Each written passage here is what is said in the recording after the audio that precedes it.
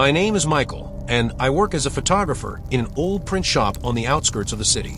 It's a place where the walls are covered with layers of history, and every sound echoes back to the past. The printing house where I now live and work once belonged to my grandfather. He was not just a printer, he owned a small studio where films were shot and film rolls processed. After his death, about 15 years ago, I took over the management, although deep down, I always dreamed of something more. But the money the printing company gave me allowed me to pursue my hobby of photography. My dark chamber is built into the basement, where they used to store chemicals for printing. It is a narrow room with thick concrete walls, a single window covered with a lead curtain, and the smell of ammonia that permeates every crack. I rarely go there, but it was there, behind the darkened windows, that I discovered something that changed my life. It all started with the fact that I decided to repair an old projector that was in the corner of the dark chamber. Picking it up, I accidentally moved a shelf with bottles of chemicals. There, under a layer of dust, was a box of negatives. They were old blue-green with inscriptions on the edges, the Echo Project 1978 to 1982. I didn't remember my grandfather mentioning any project. The first negative was an ordinary one, a picture of an old house, but the next one made me freeze. It showed a man lying on the floor with his arms outstretched, his face hidden in shadow. On the back, in small handwriting, it says, Saturday, October 14th. He didn't wake up. I turned over a few more. The other pictures were taken in the printing house, in the same dark chamber where I am standing now. They showed people in white coats clutching the handles of instruments similar to scalpels. It took me a while to figure out who these people were. My grandfather never worked with surgeons or scientists. But suddenly, I remembered a conversation I heard when I was a kid. His mother talked to him about the story that he shouldn't tell. They left, my grandfather said, and took with them something that shouldn't have existed. I started looking for more negatives. I found another box hidden behind a board on the wall. There were folders with lab records dating back the same years. They talk about patients, experiments, tests. One document was signed Johnson, Doctor, and it mentioned improvements in the nervous system and unforeseen reactions.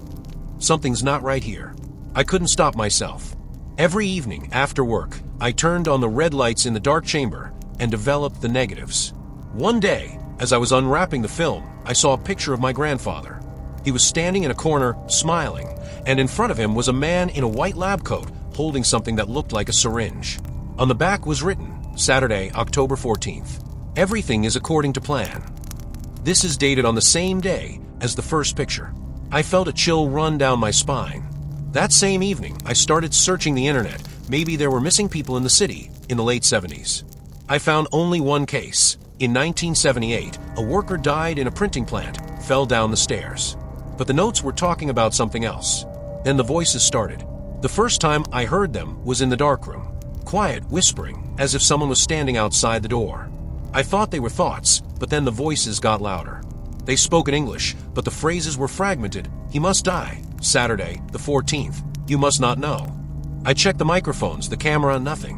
One night, returning home, I noticed a dark car that was following me. I couldn't make out the license plate, but when I tried to take a picture of it, the lights suddenly went out. I ran, but in the dark, I stumbled and fell. It sounded in my head, you don't have to know. Now, I'm afraid of the dark chamber, but I can't stop.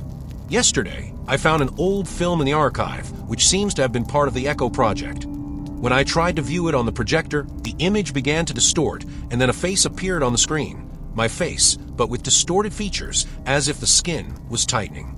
Today, I found a new note in the dark chamber. It was on the table, even though I hadn't left anything there. It read, "He will come for you next Saturday. Don't resist." Saturday is in 3 days.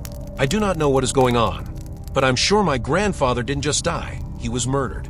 And the experiments mentioned in the documents are continuing.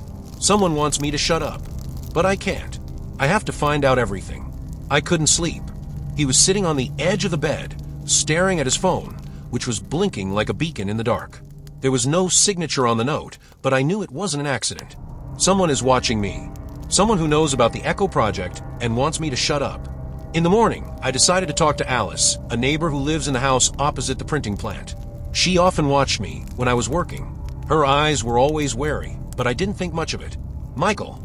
She opened the door, and I noticed dark circles under her eyes. "What do you want?"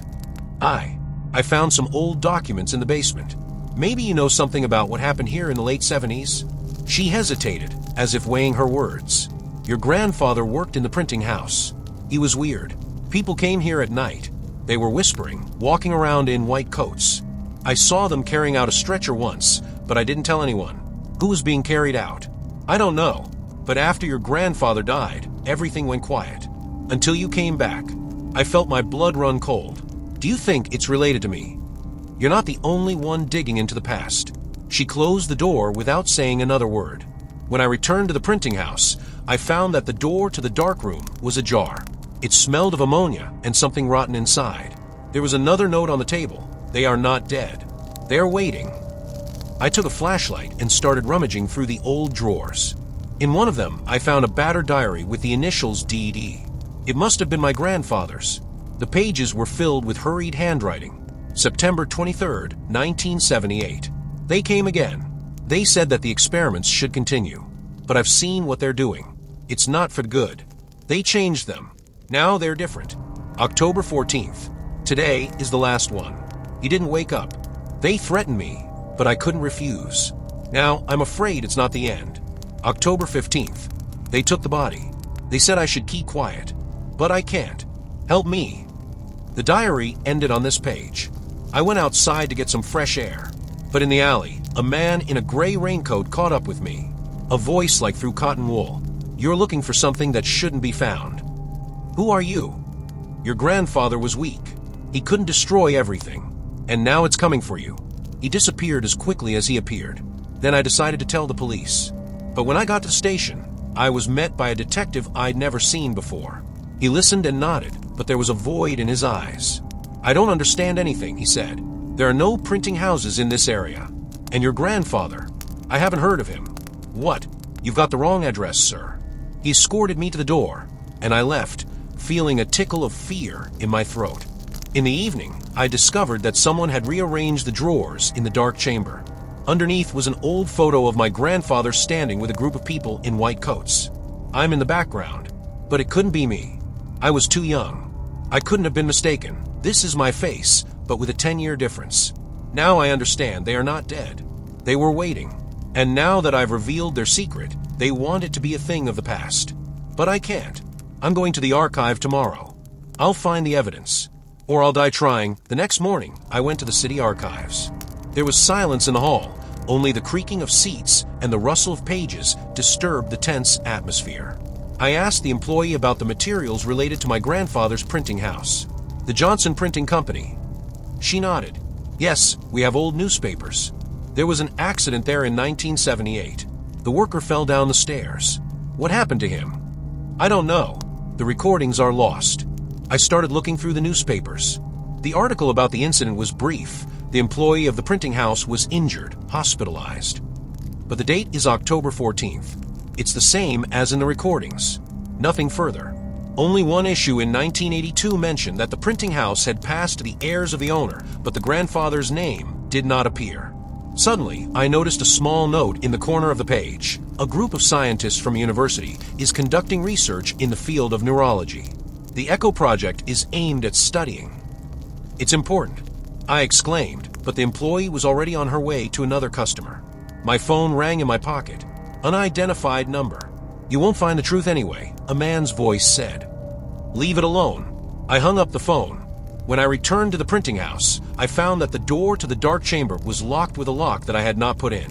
Inside, everything was overturned. Boxes of negatives were lying on the floor, and on the wall, where old tools used to hang, there was an inscription. They are waiting. I found an old key in the drawer and opened the secret cupboard behind the shelf. There were folders with documents stored there. In one of them was a letter from my grandfather addressed to me. Michael, if you're reading this, then you've found what I've been hiding. In 1978, a group of scientists from a university came to me. They offered money, promised fame. But the experiments were getting out of control. They implanted devices in people to improve the brain, but it turned them into something else. I wanted to stop, but they threatened. Now they're back, and I'm afraid they'll do the same to you. Burn everything before it's too late. Johnson. I sat there trembling until I heard footsteps outside. Someone was trying to open the door. I put the documents in my pocket and went outside. Michael, Alice called from the window. "You have to leave." "What? They're watching you." "I saw their car. They won't stop." "Why didn't you tell me before?" "I was afraid, but it's too late now." At that moment, a gray SUV appeared around the corner. I ran to my car, but the wheels were punctured. "No," I whispered. The SUV stopped nearby. 3 men in black jackets got out of it. The faces are hidden by masks. "You know too much," one of them said. "You'd better come with us." "No." I tried to escape, but they surrounded me. "Do you think we don't know that you found the letter?" He continued. "We've been watching you. How your grandfather was watched." They grabbed me, and I felt a needle digging into my arm. The world began to darken. "I'm sorry," said the man, "but the experiments are not over." The last thing I saw was Alice's face looking at me from the window. She was crying. I lost consciousness. I woke up in a white room. The light from the overhead lamp burned his eyes. His hands were tied behind his back, and his feet were tied to the floor. The air smelled of sterility, antiseptic, and something burnt. It wasn't a hospital smell. "He's coming to," a voice said. I tried to turn my head. A man in a surgical gown was standing over me.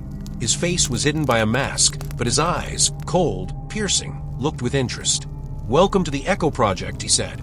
"Your grandfather was here too. What did you do to him?" I croaked. He refused to cooperate. I tried to pull away, but my arms wouldn't move. Suddenly, 2 more men in the same robes entered the room.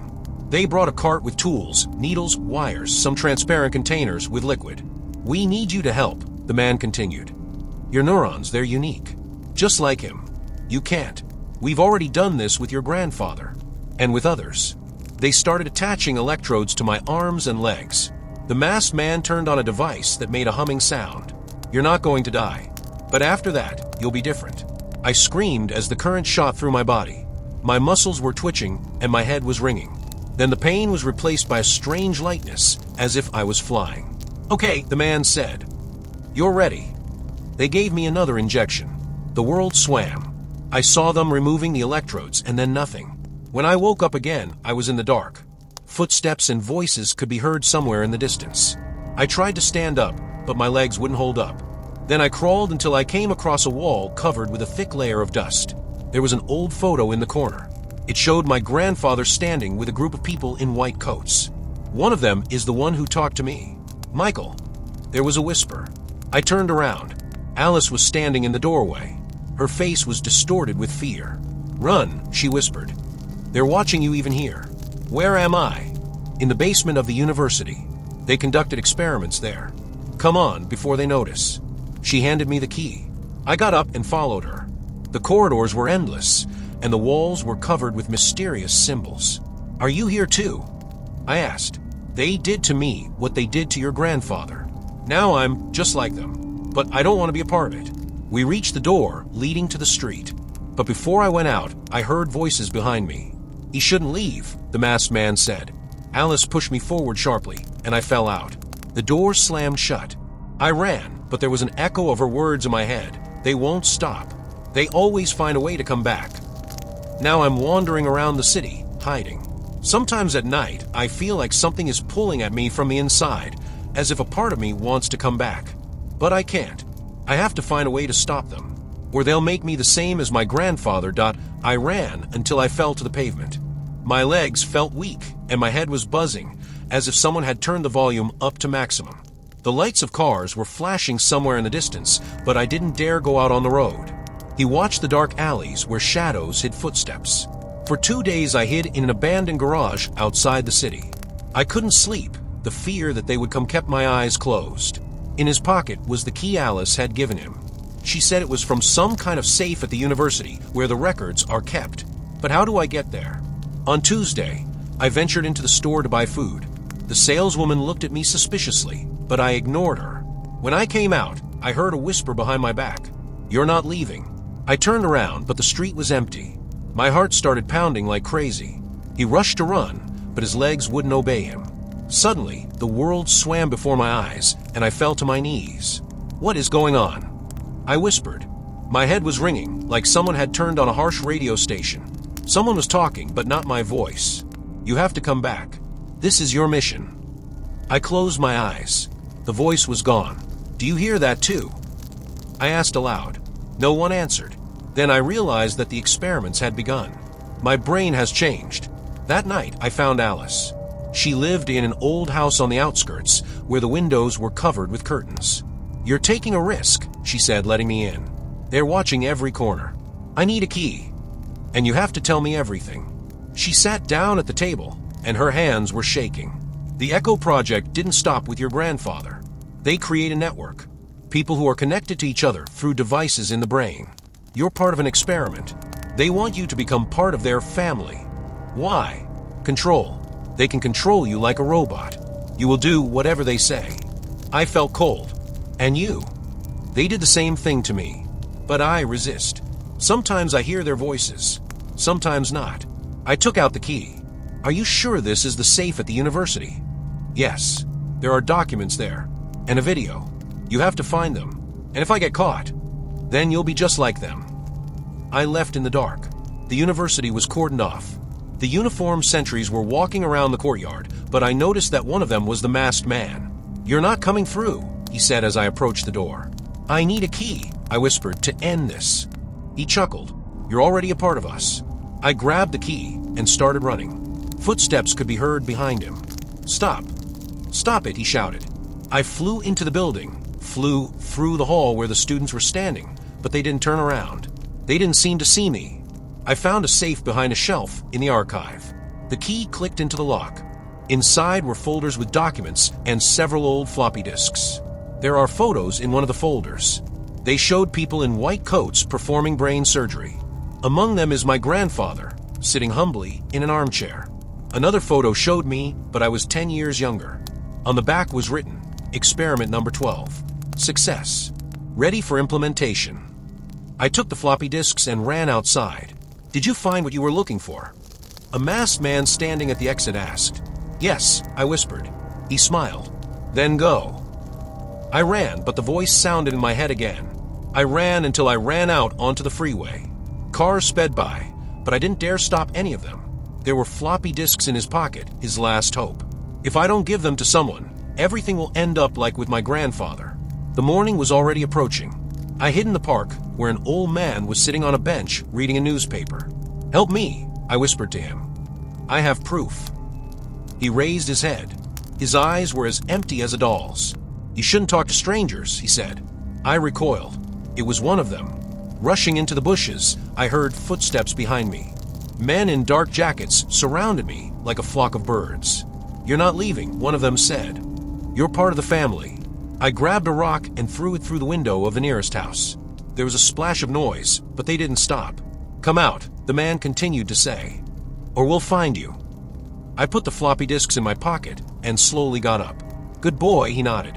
They took me back to the university. Now I get it. This is not a laboratory. It's a network. People who walk the streets, work in shops, and study at schools. They are all part of the project. Their brains are modified to obey. When we entered the building, I saw Alice. She was standing in the hallway, smiling. "You're back," she said. "I knew you'd come." You too. I've always been a part of it. Do you think I helped you?" She grabbed my hand. Her fingers were as cold as ice. "You have to become like us. You are experiment number 12. You have to finish what you started." They took me to an office on the top floor. There was a man in a mask sitting at the table. "You're our son," he said. "You have to become a part of the family." "Why?" I asked. "So that we can control the world. People are too weak to decide for themselves. We need to manage them. And you're perfect. Your brain is the key."